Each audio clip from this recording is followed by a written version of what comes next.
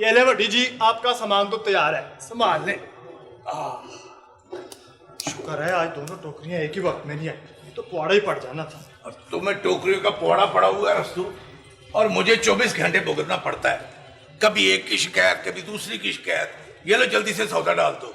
वैसे शेख साहब, ओ यार बस बस क्या बात है, सुबह से लगे हुए। वैसे शेख साहब एक बात है, ये आपने बहुत अच्छा किया कि तीसरी को लाते वक्त दूसरी को तलाक दे दी, वरना मैं तो मारा जाता 3-3 टोकरियां फूकता।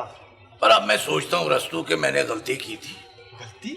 हाँ, अब देखो ना, छोटी बे औलाद है, 3 होती तो 2 ही एक वक्त में लड़ती ना, और मैं तीसरी के पास बैठा रहता।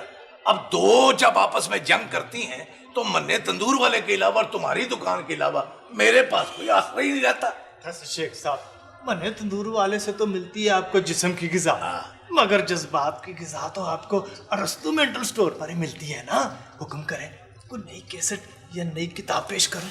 और नहीं यार, वो पहले वाली पड़ी हुई है, बस तू जल्दी से सौदा दे दे। अभी ले जनाब।